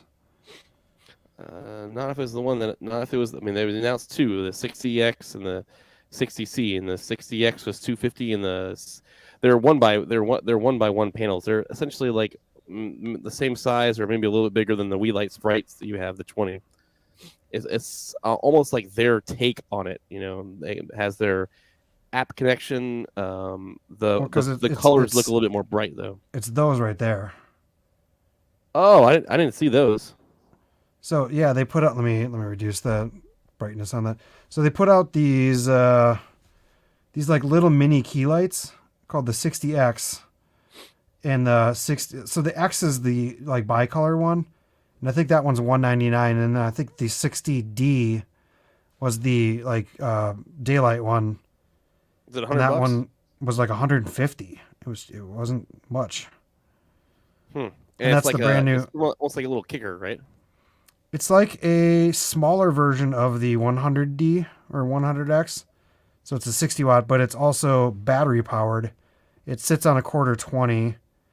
The Bowen's reflector they put on it was specially designed for that, to put out a bigger output. And let me see if I can find it here. Why isn't it on Aperture's website? So it's almost like Aperture did the Wii Ninja 200 move, where it's like a little small COB light with an adapter to get to Bowen's. Yep. And it also has like a little MPF adapter that goes in like a little power port, and it can hang on the side and mount to the side of it. That's interesting. And the video they're showing, like it's I can't get a reflection. It's got, you can see the like V mount batteries on there. The MPF, yeah. Yeah, the MPF, sorry. And it's connected by a V mount side. And so I don't know if this is going to just like directly plug into a wall, or if it's just battery powered. I would imagine they make a cable for it, but I was thinking of the P60s and the P60X and the P60C. Yeah. Those are the RGB one, and then the regular. They're 1x1 panels. So Paul, you saw my like 100D when you're here on that the Light Dome Mini. Oh, so yeah. That's the Light Dome Mini. You can see how small the actual key light is. It's tiny. Yeah, it's just like a square block. But they had like a mount also that was like a handheld kind of mount that you could walk around with, but this one was like an up top, almost like it was some sort of like a gimbal. But I feel like it would be perfect for your cool. studio. You probably don't even use like half the power of the 100 in your office. Yeah, the one behind me is that one. I'm only ever at about 20%. This one, because that's a big softbox on that one. This one's the Light Dome Mini 2. So, and I think that's at like 10%, and that's the lighting you're getting here. So, but yeah, that's a new product that just came out. And then they did put the square like RGB panels, which are actually quite expensive, I think. But they look really nice. Which Yeah, would be kind of good. I thought those were like way more expensive than they should have been, but Yeah, I thought the Amran line. I thought the Amran line was going to be very like marketable against like Light and all the other brands that take their business from them. So right, you can get like 2 lights for the price of, and still be cheaper than one of those Amaran RGBs. But yep. I don't know, but the output did look pretty amazing on it. I mean, just by seeing like people's videos and all that stuff. So when's the Mavic's announcement? Is that coming in like November, early November? Yep, November. Yep, Mr. Brad Henderson, if you're still in here, November. To our knowledge. Oh yeah, he even said Action 2, maybe Mavic 3. So the next thing to get released from DJI is the Action. Okay. The Action 2. And then in November, you're going to get the Mavic 3. So, and I don't know, like Peter Lindgren hinted, so I don't know if they're going to come out with a Mavic 3 and another version of an Aspire, but Peter Lindgren made it pretty clear that like camera rig, that the 4D was going to also be able to mount on, like the gimbal part of it itself can detach and mount onto a drone. So it'll be interesting to see what they do with that. Did anybody else kind of get like I think I maybe saw someone refer to this too, but didn't that new DJI thing look kind of like you're holding a chicken? Like it's got the body like and then it's got this like neck that comes off. Yeah. Yeah, because have you ever seen those videos where people hold a chicken and they're doing this, and it's like chickens are the ultimate gimbal because their head just stays perfectly still. And was it Chris? Did Chris say it? Maybe I saw someone said they're like Photoshop a chicken in the guy's hand, and that's hilarious. I didn't see that before. I never even thought of that. Yeah, Brad Henderson said that November 5th is the next is the release date of the Mavic. So we will see. I think the Action comes out next week or the week after. Okay. So I'm not sure.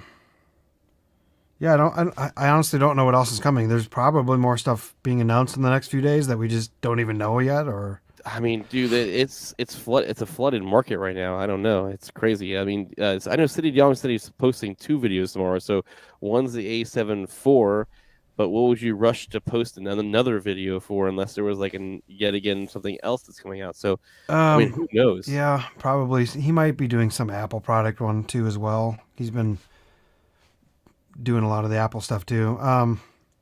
Someone else posted too that they had one video they've been working hard on for the last 3 months that was coming out, and I would guess that maybe either the DJI one that maybe did come out, or that was Chris Howe. He posted a tweet last night that he said, I've had one that I've been working on for the last 2 months really hard, and then another video coming out again. And I was thinking, like, well, his video that he's working hard on is probably the A7 IV. But now that I thought about it, he did put out the DJI one, and that probably has been working for 2 months on that one. But I commented on his thing. I said, I wonder what the Sony engineer and the Sony head of sales is, what they're up to this time. Because I don't know if you've watched his videos, but he does a really funny parody of like a Sony R&D engineer and like a Sony executive president. And it's always him in the videos. And then sometimes there'll be like a third person, whatever. But I hope he continues it. I know it's maybe getting old, but since they did like 9 cameras this last year on Sony, but. Well, you know, that camera conspiracy is another one that makes really hilarious ones, like the board meetings. Yeah. Boss, what do you think about? We need to take out. We need to replicate what Canon is doing. The cripple hammer. We need to have the Sony cripple hammer. No, I'm just kidding. So, well, anyways, Paul. Speaking of camera camp from earlier, we're doing we're doing a name change to the show where the Alpha Shot will be eventually renamed. Hopefully, it'll be sooner than later. But it's going to be a little bit of a creator style podcast. where we bring on other creators, talk gear, talk YouTube, talk everything if you want. I hope that it's going to feel kind of like something like a camera camp, where we bring people together to Absolutely talk about stuff and collab and whatever. So I'm just going to leave that there. That's just going to be kind of the tease for the next what's coming next with this channel. So, or not channel, but with this live stream. Because we're also, I think the first, when we get the new rebranding, the first channel that it's going to post on will be Kyle's, because Kyle has been kindly doing this thing every single week. Definitely helped me get the watch time up on this channel. But we're gonna rotate on every other week. So if you still want to catch our live streams, we're gonna have to subscribe both to Kyle and me. We're gonna just kind of rotate every other week, going on each person's channel. Now there might be a week where, I don't know, Kyle might be out of town, or I might be out of town, or something, and we might have to run it on somebody else's channel. But yeah, just subscribe to both of us, and we'll keep everybody updated in the community tab. And I don't know, it'll be really cool. I think it'll be a nice way to not only see some familiar faces from my channel, but I'm sure that you're going to be able to meet some other people that are consistent watchers on Kyle's channel too. So it'll just be a nice way to get the whole community together. And with this new branding of the live stream, you never know, we might be able to do our own camera camper one day. How cool would that be? That would be cool. And that's maybe what I'm pushing for down the road, is to eventually have a live stream with a bunch of guests that maybe we'll set up something down the road where we can all get together too. So kind of have to see where it goes. But also, you guys, if you haven't yet, go hit that like button. That'll help tell YouTube to promote this live stream. Even though it's a live stream, it still gets posted as a video afterwards. Believe it or not, that thumbs up does so much on YouTube. Really does. Highly appreciated. Well, everybody, if you haven't gone out, check out. Paul, you're also going to have to probably update to Epidemic Sound, I think, here soon, because I can't play a show, music on my channel without Epidemic Sound license, and that if we get a theme song, you're going to have probably one on your side too. Well, yeah, it'll be. I am probably going to switch to Epidemic Sound. I am currently music license less right now for various reasons. So Artlist, like the intro for this one was from Artlist, and if we did Artlist, the nice thing about Artlist is you can play as long as you had the license when you downloaded it. It's good for anything, client work, anything that you do, anybody that does anything on anybody else's channel. So, but Epidemic has some really good stuff. So this is also not sponsored. This is not sponsored. This is not sponsored. We're not cool. I'm not cool enough to be sponsored by anybody. But I mean, if they wanted to sponsor, I would be down. They both have really good music. But I'm a huge 80s fan, and Epidemic has a killer 80s playlist. Hopefully someone soon here will be sending you a new microphone to talk through on this live stream too, because this channel might be a little bit not sponsored but helped by a microphone company coming up. So maybe, I mean, the guy is that I've been talking to a guy from a company, and he just emailed me this week, and I was like, hey, any updates on it? Yeah, but I'm leaving on Friday. Friday's my last day. So I'm like, man, here's the new person you're gonna have to be in contact with.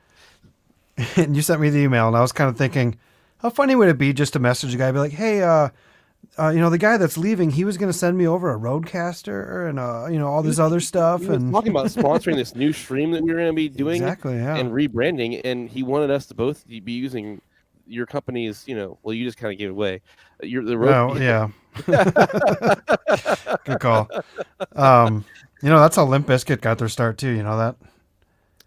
Really? Did you ever hear the story about that? Yeah, they called up all these magazines and talked about this crazy band that was really good and how they're going to sign with these labels, and they started this like bidding war a bunch of these bands, and this band was not a popular band at all, and no one had interest in them, but they drove the interest apparently up on it. I saw something on behind the music one time on the band where they hyped their band to all these like huge companies and labels and they would call as like other artists and other magazines to these labels and saying, "Hey, I heard you guys are going to be signing this band," and everyone's like, "Who is this band? We need to sign them."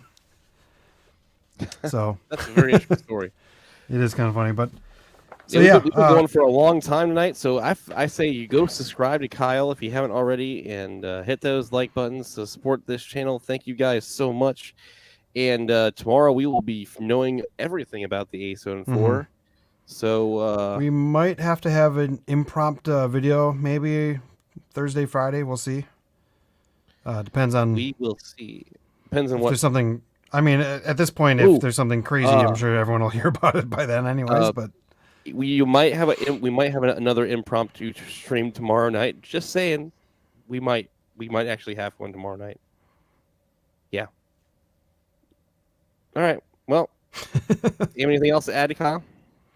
That's it. Go watch Paul's Tamron 2870 versus Sigma 2470 video. Comment in there. Comment alpha shot somewhere, and no reason, no giveaway or anything. But Kyle's like nice wife that models in it for us. Well, it was a fun video. I mean, so also like randomly filming gear reviews in the middle of Disney. Like, we're not filming Disney. We're not filming rides. We're filming what camera lens you should buy for a camera. And everyone's staring at you going like, "Oh, what are you filming? Oh, you guys Disney Like, oh, you must be a YouTuber for Disney. I want to subscribe." I'm like, no, you don't want to subscribe to us. You probably would never watch anything we would do. Hey, we gave a card to a kid that was like 8 years old the other day to go subscribe to our channel. So he might be watching. Hey, guy. Hey. I hope you liked the lighthouse. It was really cool. I wish I had more time there, but we were like trying to fight the sun. So, all right, man. Well, I'm sure we'll see you soon, and catch you guys later, and have fun with that A7S or A7 IV release, and we'll talk to you guys soon about all the fun and exciting specs. Peace, and you guys know that I will see you in the future. Catch you on the next one. One shot, not a future for sure.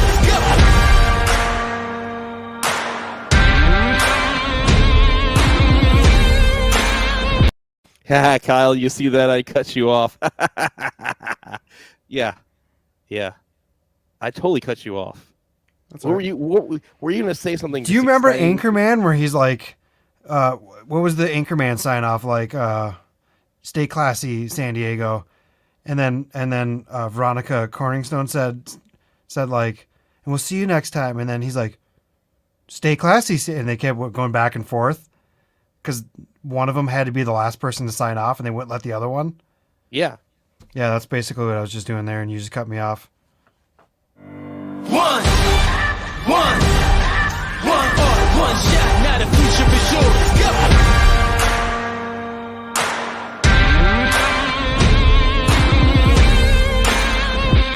Is this really a thing? Like, should I keep dragging this along? I mean, I don't know. I mean, I feel like we'll catch you on the next one. I've been here before. Yep. We'll catch you in the future. What is it? The future is what you make it. That's how I start off my channel's videos. Like, your future is whatever you make it through whatever you shoot. Okay. Essentially. But Doc Brown said your future hasn't been written yet. So go film it and shoot it. And then I end every video with, I will see you in the future. One shot, not a future for sure. Go.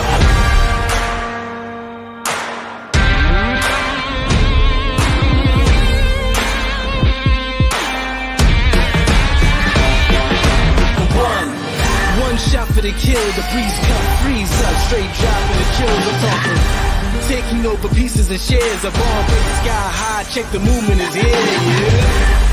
Yeah. It's one shot, now the future is yours. Yo, Kyle, check this out. I got the A7 IV. I don't see the S&Q dial on there. Oh, wait. Oh. But maybe this is the S4. Oh.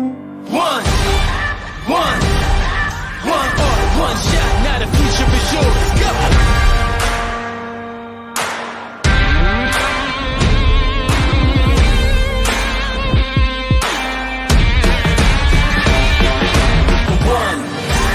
shot for the kill, the breeze come, freeze up, straight dropping the chills. I'm talking taking over pieces and shares. A bomb break sky high, check the movement is here.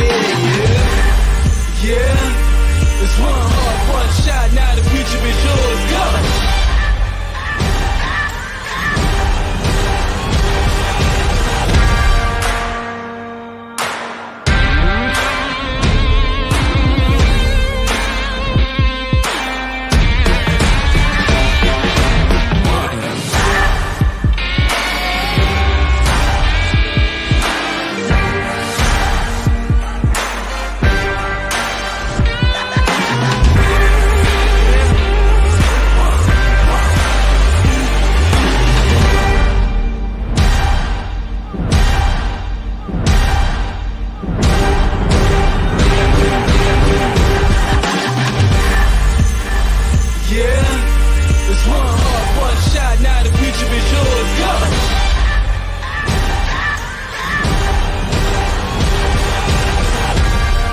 Turning dreams into reality. In the lab with the formula and chemistry. The memories spark and motivate and make the industry shake. We put the balls in the brakes. I'm talking one chance at best. Yes, painting pictures for the culture, keep the brushes fresh. Took the drummer, work the drummer, passion never rests. Freedom is a teacher under pressure, now we blessed. See, I was so close for the goal. It's one art, one shot. Now the future is yours. Go. Yeah. It's one art, one shot, not a few.